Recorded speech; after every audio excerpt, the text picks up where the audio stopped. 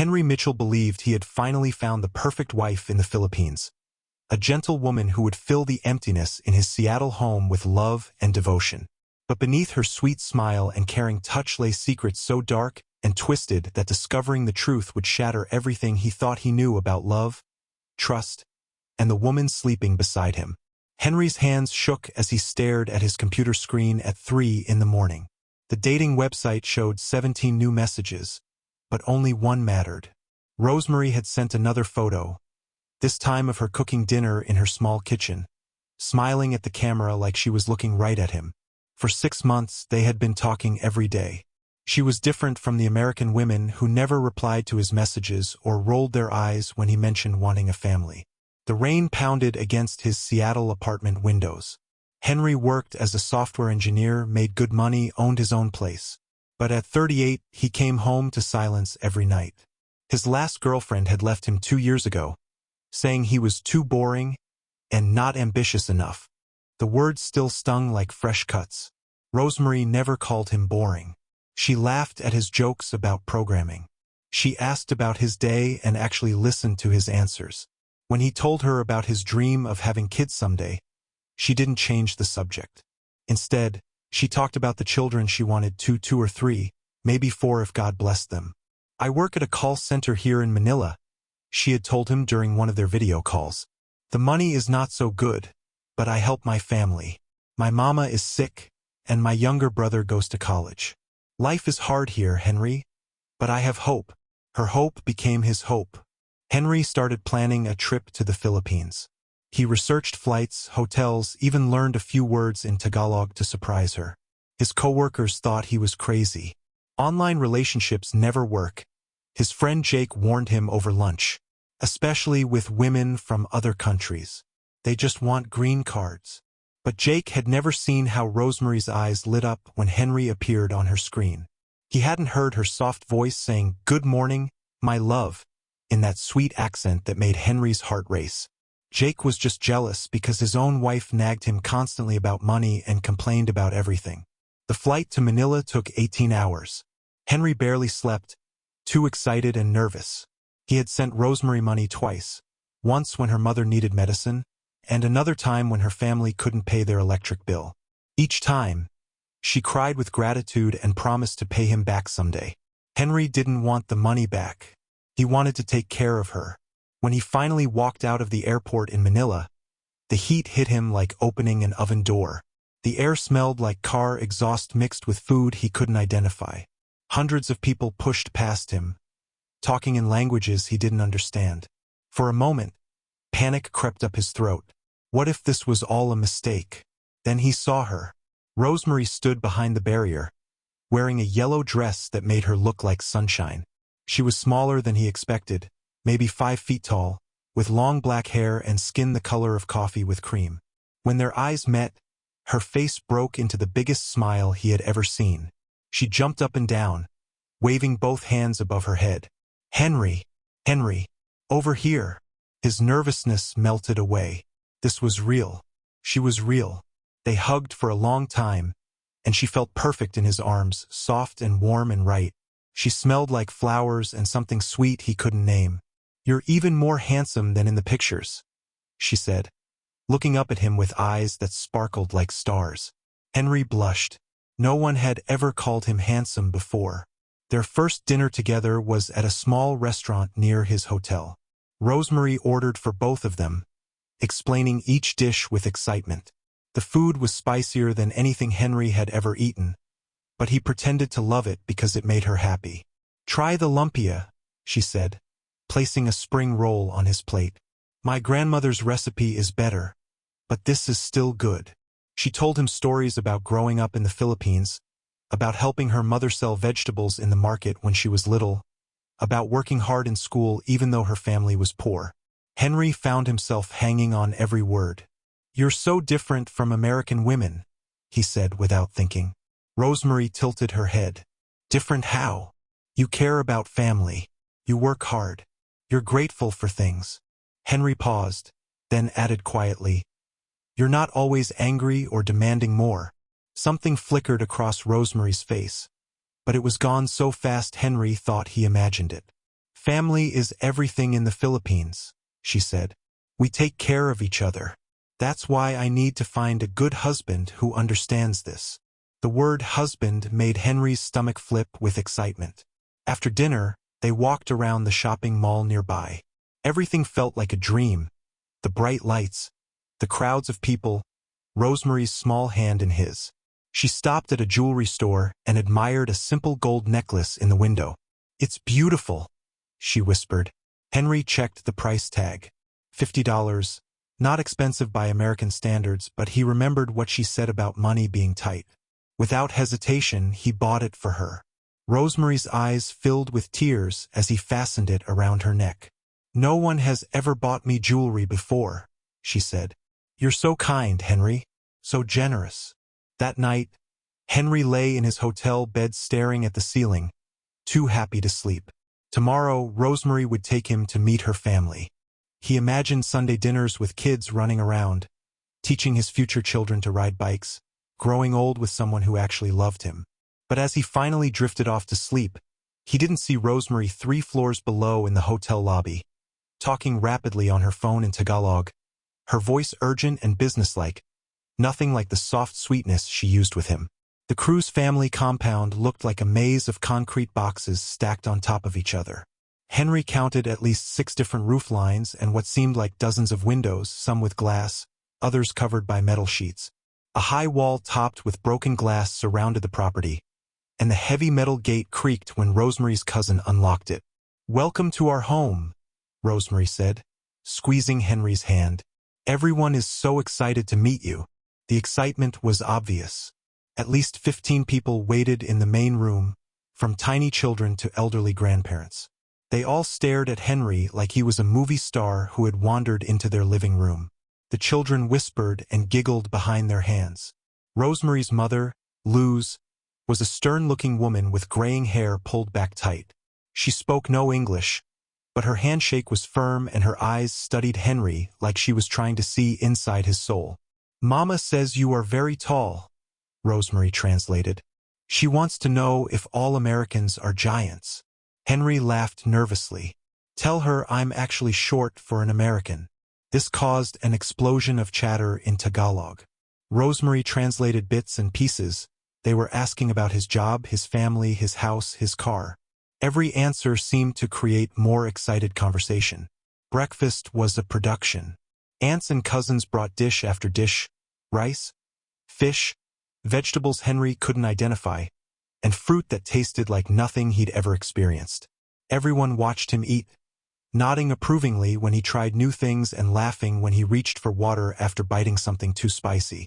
"You like Filipino food?" asked Carlo, Rosemary's teenage brother. His English was better than the others. "It's delicious," Henry said, even though his tongue felt like it was on fire. "Good," said Uncle Roberto, a man with calloused hands and a serious expression, "because Filipino wife cook Filipino food." Everyone laughed, including Rosemary, but Henry noticed her laugh came a second too late. After breakfast, the family peppered Henry with questions about America. How much did houses cost? What about cars? Was it true that everyone had credit cards?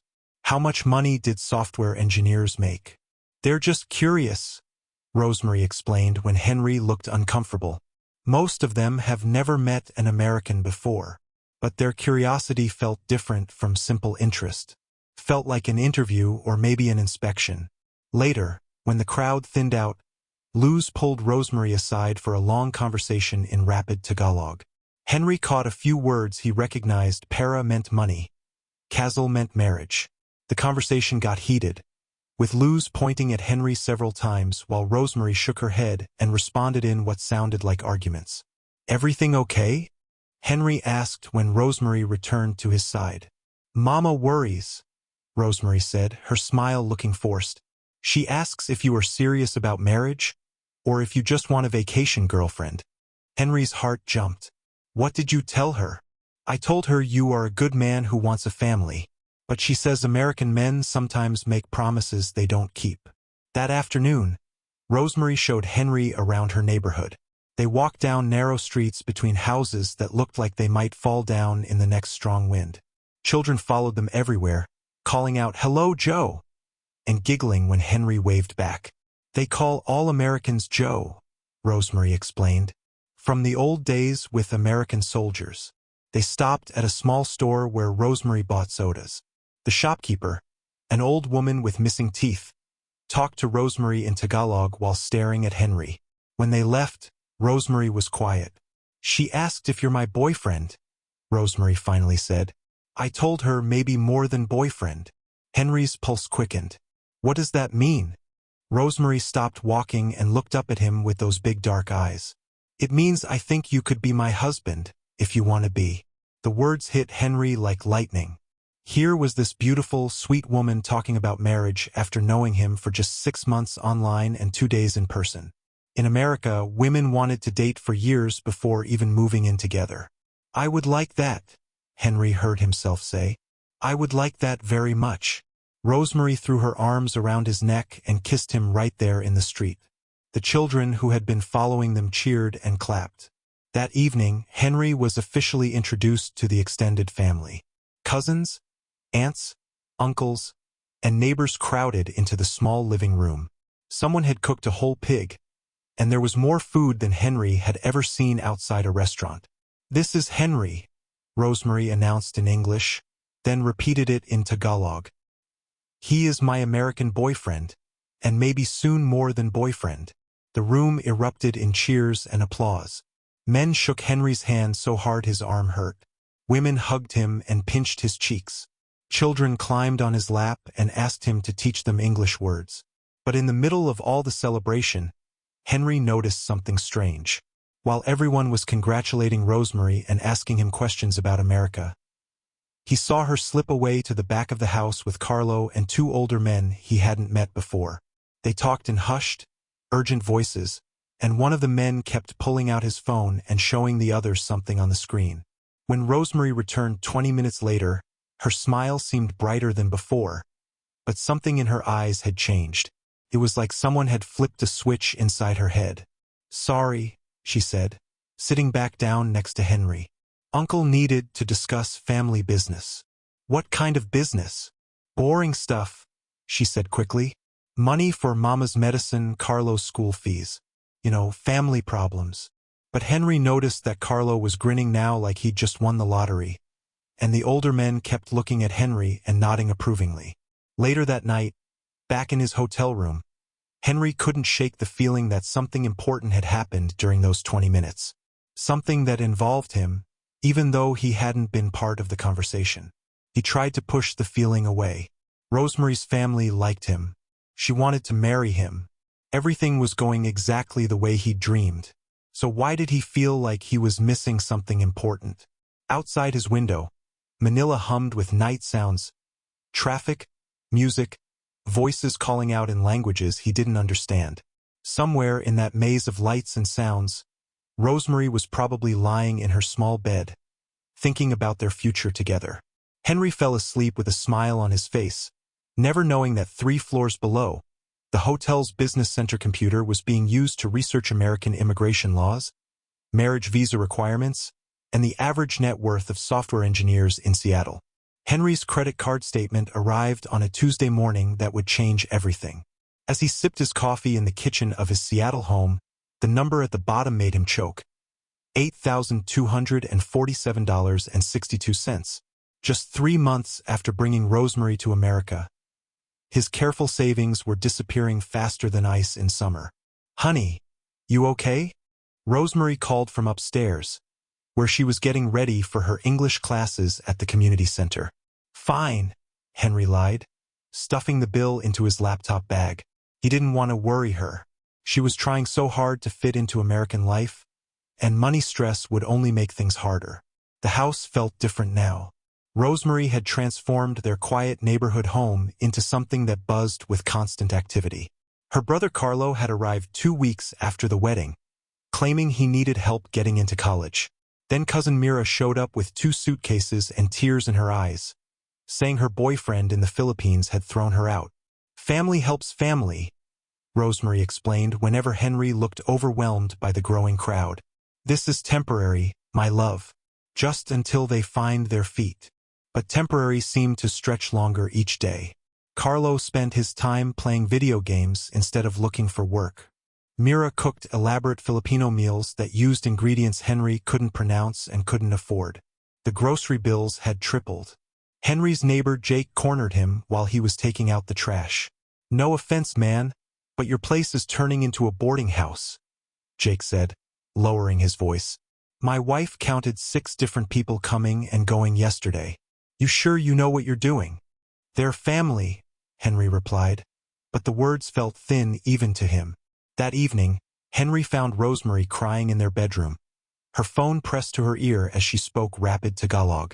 When she saw him, she quickly ended the call and wiped her eyes. "What's wrong?" Henry asked, sitting beside her on the bed. "Mama called," Rosemary sobbed. "Papa is in the hospital. His heart is bad and they need money for surgery. 20,000 pesos, but we don't have it." Henry did quick math in his head. 20,000 pesos was about $400. Not a huge amount, but added to everything else. "How much is the surgery in American money?" he asked. $400, Rosemary whispered. "I know it's a lot, but Henry, he's my father. I can't let him die because we don't have money." Looking at his wife's tear-streaked face, Henry felt his heart break. How could he say no? What kind of husband would let his father-in-law die over $400? "Of course we'll help," he said, pulling her close. "I'll transfer the money tomorrow." Rosemary clung to him like he was her lifeline. "Thank you, my love. You're so good to my family. Papa will be so grateful." But as Henry held his crying wife, he noticed her phone screen was still lit up on the nightstand. The call log showed she'd been talking to someone named Miguel for 37 minutes. Not her mother. Before he could think about it too much, Rosemary grabbed the phone and turned it off. "Sorry," she said quickly. "I called my brother first to ask advice before calling you. Miguel is my cousin who works at the hospital." The explanation made sense, but something about it felt wrong. 2 weeks later, Henry discovered the second bank account. He was trying to balance their checkbook when he found a statement that had been delivered to their address but wasn't for any account he recognized. The name on it was R. Mitchell, Rosemary's married name, but Henry had never opened this account. His hands shook as he opened the statement. Regular deposits from their joint checking account, amounts that matched the emergency money he'd been sending to the Philippines. But the withdrawals didn't go to any Filipino bank. They went to cash advances at casinos in Tacoma, to expensive restaurants he'd never been to stores that sold jewelry and electronics. Henry stared at the numbers until they blurred together. Either someone had stolen Rosemary's identity, or his wife had been lying to him about everything. When Rosemary came home from her English class, Henry was sitting at the kitchen table with the bank statement spread out in front of him. "What's this?" he asked, his voice barely above a whisper. Rosemary's face went white. For a moment, she looked like a deer caught in headlights. Then the tears started. "I can explain," she sobbed, dropping into the chair across from him. "Please don't be angry. I was scared to tell you the truth." "What truth?" "The money wasn't all for Papa's surgery," she cried. "Some of it was for other things. Mama needed new medicine that's very expensive. Carlo's school wants more money for fees. My sister's baby got sick and needed special doctors." "But this says you took cash out at casinos," Henry said, pointing to the statement. No, you don't understand," Rosemary said frantically. "My cousin Miguel, he works there. It was easier to get the cash from him and send it to Philippines that way.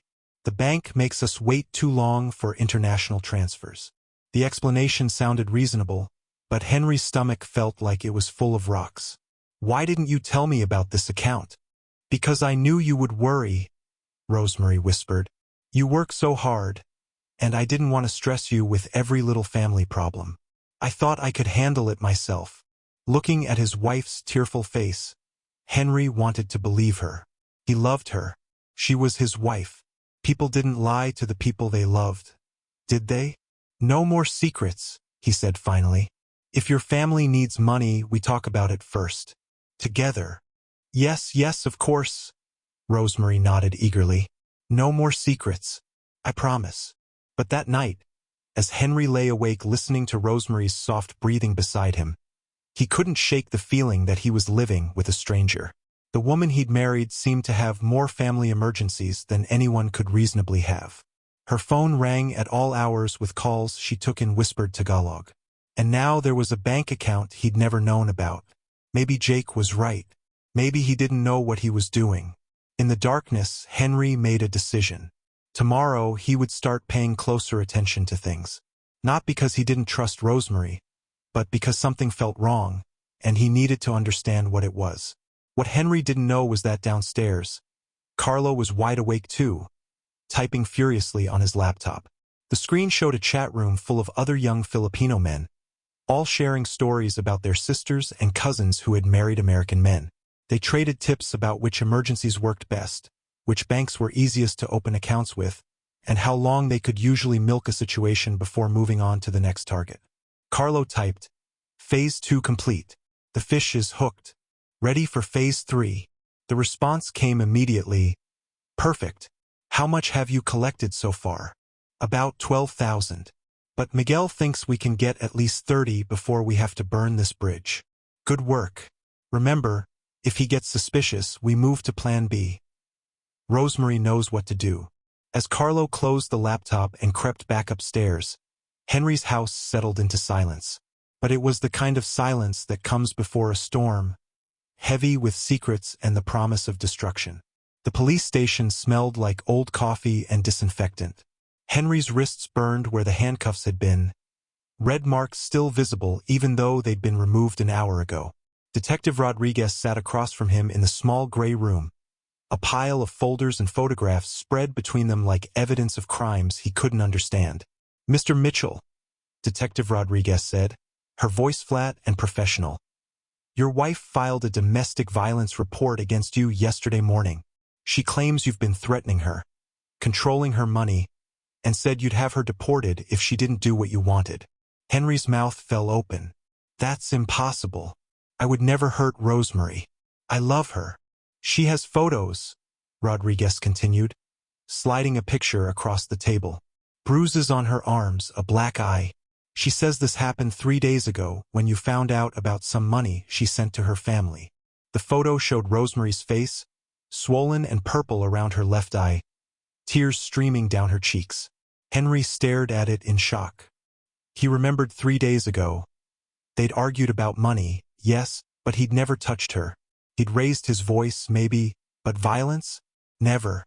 "I didn't do this," Henry whispered. "I swear to you, I have never hit my wife." "She also claims you've been financially abusing her," Rodriguez said, opening another folder. "Forcing her to account for every penny, threatening to cut off money to her sick family members if she didn't obey your rules." "That's not what happened," Henry said desperately. "She was spending money without telling me. I found a secret bank account she'd opened using my social security number. I just wanted us to be honest with each other about finances." Rodriguez raised an eyebrow. "You're saying your wife opened a bank account using your information without your permission? That would be identity theft, Mr. Mitchell. Did you report this to the bank?" Henry's stomach sank. "No, She explained it. She said it was easier for sending money to her family." "So you gave her permission to use your social security number?" "Not exactly, but—" Henry trailed off, realizing how weak it sounded. The detective opened another file. "We also have reports from your neighbors about loud arguments coming from your house. Shouting, things being thrown. Mrs. Jenkins next door says she was concerned enough to almost call police herself last week." Henry remembered the argument Rodriguez was talking about. He discovered another $500 charge on their credit card for something Rosemary claimed was a medical emergency for her grandmother. When he'd questioned her about it, she'd gotten defensive. And yes, their voices had gotten loud. But he'd never thrown anything. Had he? "Mr. Mitchell," Rodriguez continued, "domestic violence often starts with financial control and verbal abuse before it becomes physical. Your wife's story fits a very common pattern." "But I'm the victim here," Henry said, his voice cracking. "She's been lying to me, stealing from me. I've given her family thousands of dollars for emergencies that I'm starting to think never existed. Do you have proof these emergencies were fake? Henry realized he didn't. He'd never asked for hospital records or receipts. He'd trusted his wife. Here's what's going to happen, Rodriguez said, gathering the photos. We're releasing you today because your wife has decided not to press charges. But there's a restraining order in place. You cannot go within 500 feet of your wife or your home. You cannot contact her directly or through others. Violate this order, and you'll be arrested immediately. She's in my house, Henry protested. Where am I supposed to go? That's not my problem, Rodriguez replied. You can collect some personal items later today, but only with police escort. I suggest you find a lawyer and a hotel room. As Henry walked out of the police station into the gray Seattle afternoon, his mind reeled. How had his life turned upside down so quickly? 2 days ago, he'd been a married man with a home and a future. Now he was homeless, broke, and facing accusations that could destroy his career. His phone had 17 missed calls from work. His boss would want explanations he didn't have. His neighbors would whisper and stare. His family would hear about this and wonder what kind of man he really was. The hotel room Henry could afford was a grimy place near the airport. The sheets smelled like cigarettes, and the heater made noise like a dying animal. As he sat on the lumpy bed, Henry tried to piece together what had gone wrong. Had he been controlling? Maybe. He'd wanted to know where their money was going, but that seemed reasonable for a married couple. Had he been threatening? He'd told Rosemary that they needed to be honest about finances or their marriage wouldn't work. Was that a threat? The more Henry thought about it, the more confused he became. Every conversation with Rosemary seemed to have two possible meanings. Every argument could be seen as either reasonable discussion or abusive control, depending on who was telling the story. His phone rang. Unknown number. Henry. The voice was familiar but wrong somehow. Rosemary? Henry's heart jumped. Are you okay? Are you hurt? I'm scared, she whispered. The police told me not to call you, but I had to. I want to come home, Henry. I want us to fix this. Where are you? Are you safe? I'm staying with friends from church. Henry, I'm sorry about the police. I was just so scared when you got angry about the money. I thought you might hurt me. I would never hurt you, Henry said desperately. You know that, right? I love you. I know, baby. I was just scared. Can we meet somewhere? Can we talk? Henry's heart raced. This was exactly what the restraining order said he couldn't do. But this was his wife asking for help, wanting to fix their marriage. Where? He heard himself ask. The coffee shop where we had our first date when I came to America. You remember? Tonight at 8. Rosemary, the restraining order. No one has to know, she whispered. Just us talking, trying to save our marriage. After she hung up, Henry stared at his phone for a long time. Everything inside him screamed that this was a trap, but the voice had sounded like the woman he'd fallen in love with. Scared, lonely, wanting to come home. At 7:45 that evening, Henry sat in his car outside the coffee shop, watching the door. This was probably the stupidest thing he'd ever done, but he couldn't lose Rosemary without fighting for their marriage.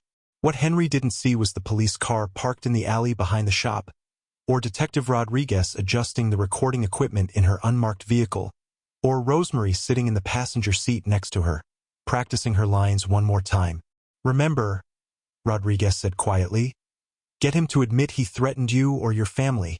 Get him to say something about controlling the money.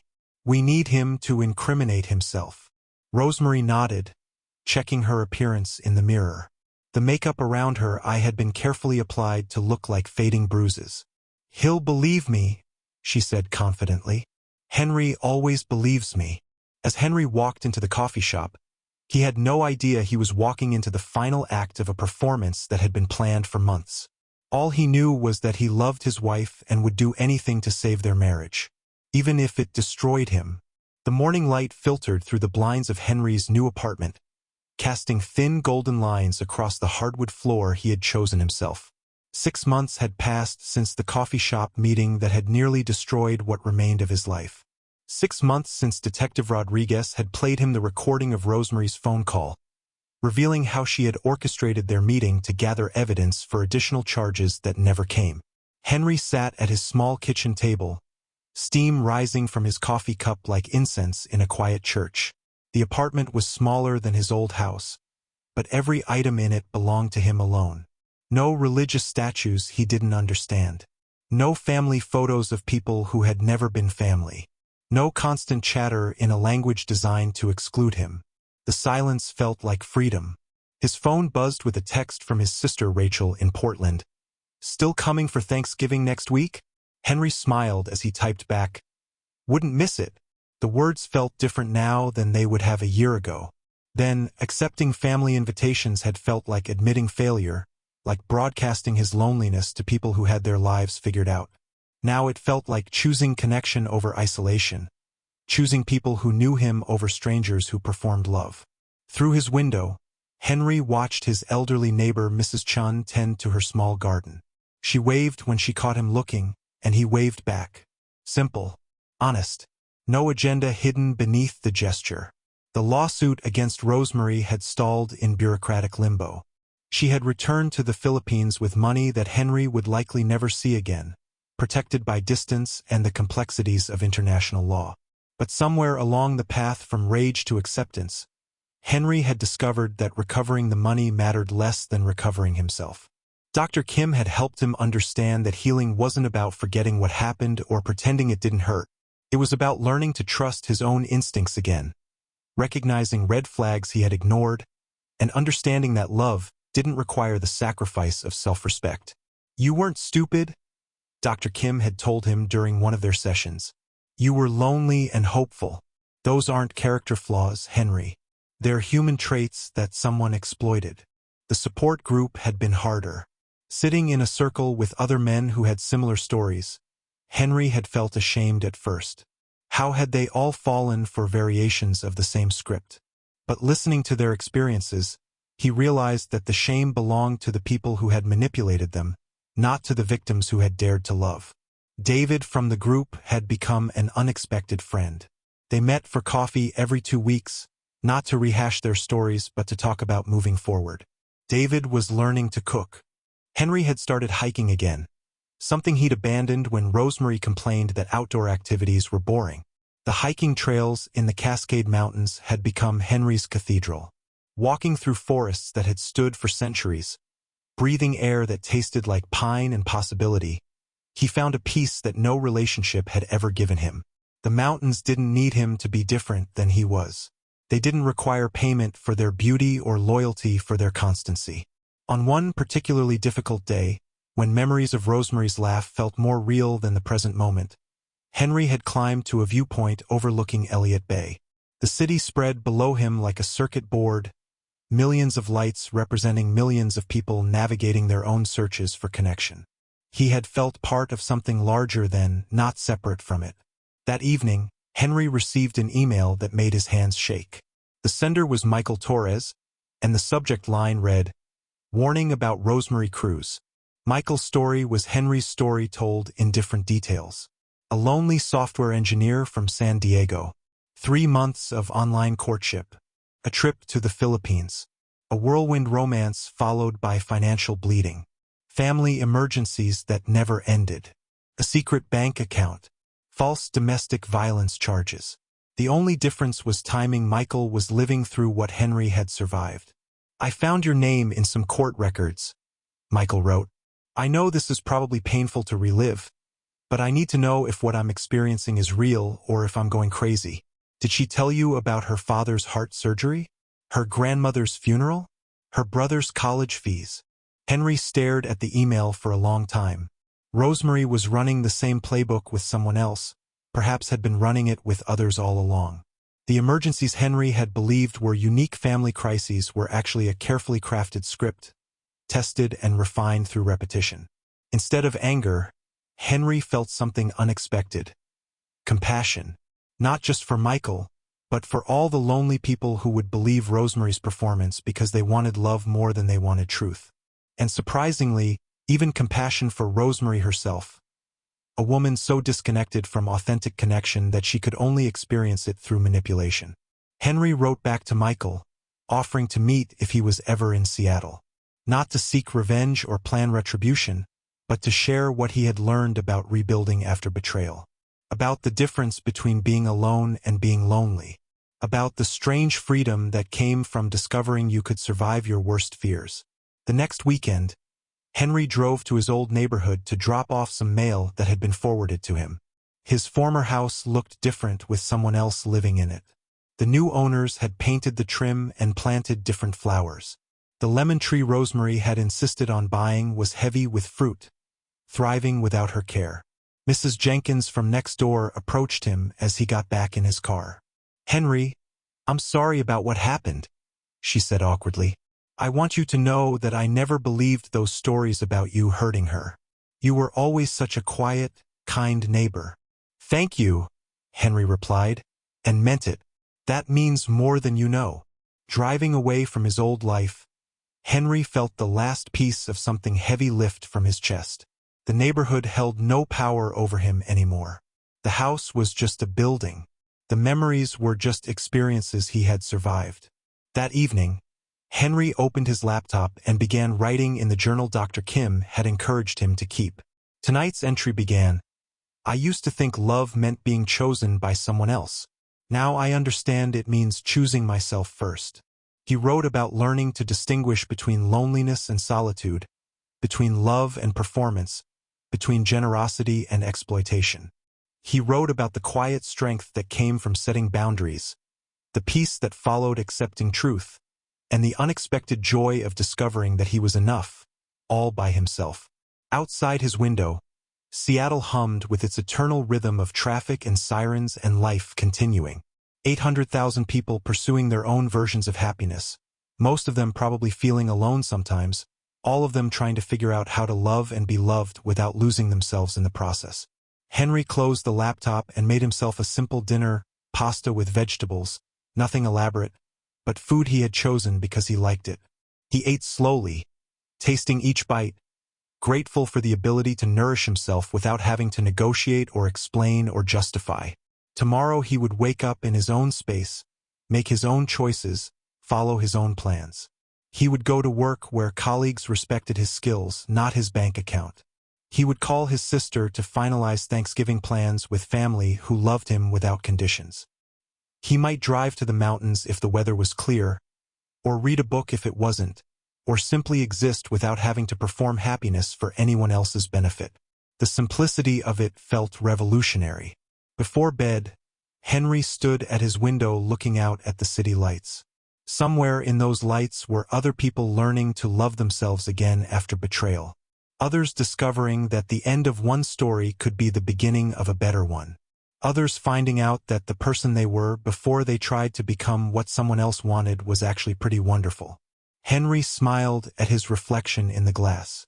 The man looking back at him was older than the one who had flown to Manila full of hope and desperation. This man had scars but also wisdom. He had been broken, but he had also learned to rebuild himself stronger. "I'm okay," Henry said quietly to his reflection. "I'm actually okay." And for the first time in longer than he could remember, he meant it completely.